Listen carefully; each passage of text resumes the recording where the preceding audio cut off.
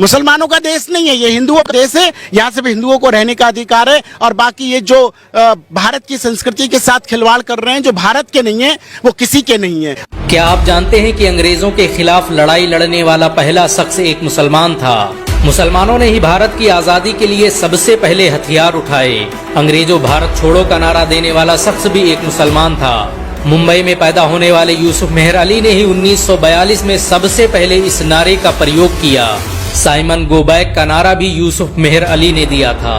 बहुत कम लोग जानते हैं कि मुसलमानों ने ही असहयोग आंदोलन की शुरुआत की थी। 1920 में खिलाफत आंदोलन के दौरान मोहम्मद अली जौहर और मौलाना अबुल कलाम आजाद ने सबसे पहले अंग्रेजी सामान का बहिष्कार करने की रणनीति बनाई, जो कुछ ही दिनों में पूरे भारत में फैल गई। असहयोग आंदोलन में मुसलमानों ने बढ़ चढ़कर हिस्सा लिया। भारत के सबसे बड़े शुगर व्यापारी हाजी सबू सिद्दीक ने अपनी शुगर फैक्ट्री पूरी तरह बंद कर दी। ये फैक्ट्री इतनी बड़ी थी कि इसके द्वारा बनाई गई शुगर पूरे इंग्लैंड में इस्तेमाल की जाती थी। बहुत कम लोग जानते हैं कि बाटा कंपनी भी मुसलमानों की थी, जिसे असहयोग आंदोलन के दौरान एक अंग्रेज ने खरीद लिया था। मुसलमानों ने इस आंदोलन के समर्थन में अपना सब कुछ कुर्बान कर दिया।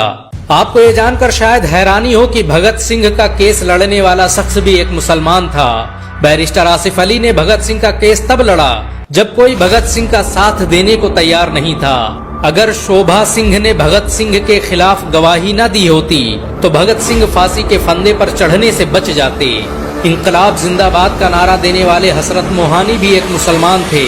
उन्होंने ही भारत की आजादी की रूपरेखा तैयार की थी। इतिहासकारों के मुताबिक 1857 में होने वाले विद्रोह में 50,000 से अधिक उलमाओं को फांसी दी गई और लाखों मुसलमान सरेआम कत्ल कर दिए गए। 1857 में दिल्ली से लेकर कलकत्ता की रोड पर कोई ऐसा पेड़ नहीं था जिस पर मुस्लिम उलमाओं की लाशें न टंगी हों। मुसलमानों ने ही भारत की आजादी के लिए पहली जंग लड़ी। मैसूर के सुल्तान हैदर अली और उसके बेटे टीपू भारत की आजादी के लिए शहीद होने वाले पहले शासक थे। मशहूर क्रांतिकारी अशफाकुल्लाह खान सबसे कम उम्र में फांसी पाने वाले भारत के पहले व्यक्ति थे। औरंगजेब के शासनकाल में अंग्रेज कभी भारत में दाखिल न हो सके। बहुत कम लोग जानते हैं कि जय हिंद का नारा एक मुसलमान आबिद हसन सफानी ने दिया था। ये नारा आज भी भारतीय सेना और शासकीय प्रणाली में सम्मान स्वरूप इस्तेमाल किया जाता है। तिरंगे का निर्माण करने वाली सुरैया तैयब जी भी एक मुसलमान थी। उन्होंने ही भारत के राष्ट्रीय ध्वज को वर्तमान रूप दिया था। हैदराबाद में जन्मी सुरैया तैयब जी के जरिए बनाया गया तिरंगा आज भी पूरे भारत में लहरा रहा है। मुसलमानों ने भारत के लिए जो किया वो आज तक कोई नहीं कर पाया। कानपुर में पैदा होने वाले अजीमुल्लाह खान ने ही मादरे वतन भारत की जय का नारा दिया था, जिसमें बाद में कुछ सांप्रदायिक लोगों ने माता शब्द जोड़ दिया।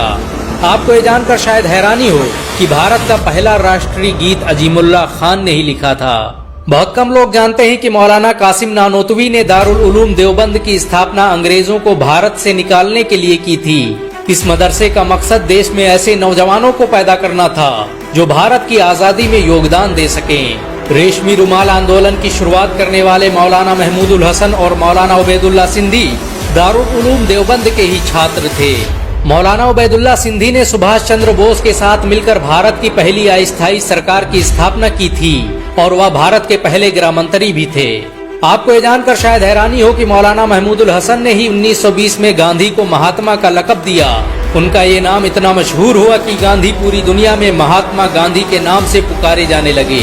महमूदुल हसन ने ही हकीम अजमल खान के साथ मिलकर 1920 में जामिया मिलिया इस्लामिया यूनिवर्सिटी की स्थापना की थी, ताकि भारतीय शिक्षा तंत्र को अंग्रेजों के चंगुल से आजाद करवाया जा सके। आपको ये जानकर शायद हैरानी हो कि काला पानी जैसी दर्दनाक सजाओं को पाने वाले 90% से अधिक लोग मुसलमान थे। अंडमान निकोबार में आज भी सबसे ज्यादा कब्रें मुसलमानों की हैं। मुसलमानों के अलावा दूसरे लोगों ने काला पानी से बचने के लिए न सिर्फ माफीनामे लिखे बल्कि अंग्रेजों की मुखबरी भी की। मुसलमानों ने ही अंग्रेजों के खिलाफ सबसे पहले हथियार उठाए।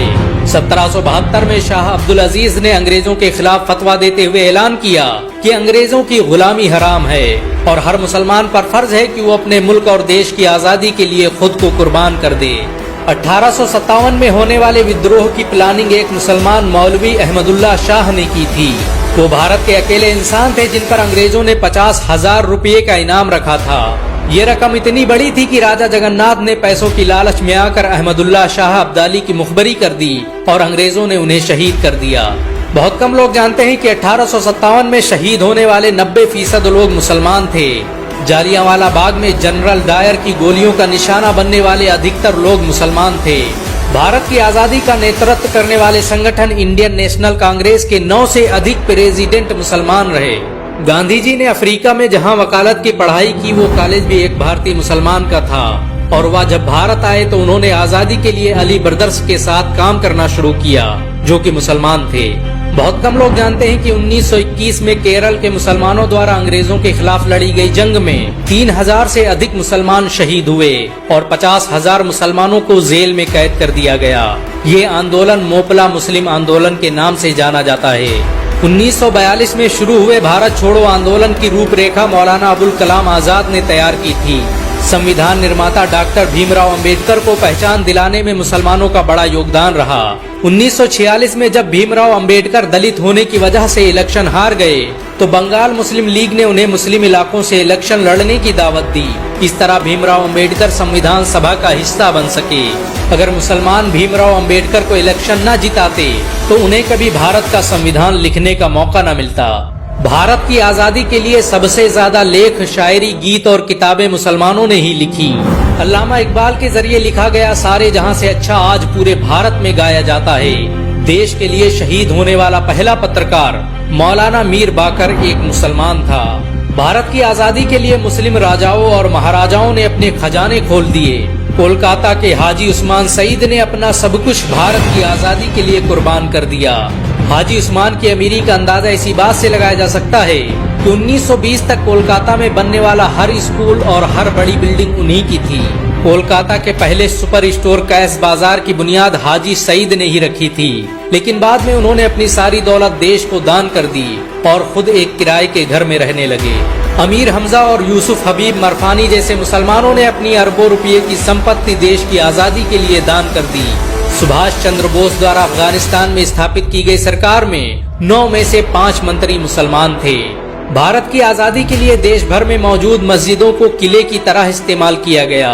इन मस्जिदों में सुबह शाम हर वक्त भारत की आजादी के लिए ऐलान हुआ करते थे। आजादी के वक्त कोई मस्जिद ऐसी नहीं थी जिसकी दीवारों पर मुसलमानों का खून न लगा हो। इन सब के अलावा करोड़ों ऐसे मुसलमान हैं जिन्होंने भारत की आजादी और उसकी अस्मिता के लिए अपना सब कुछ कुर्बान कर दिया। सच तो ये है कि भारत की आजादी मुसलमानों के बगैर मुमकिन न थी।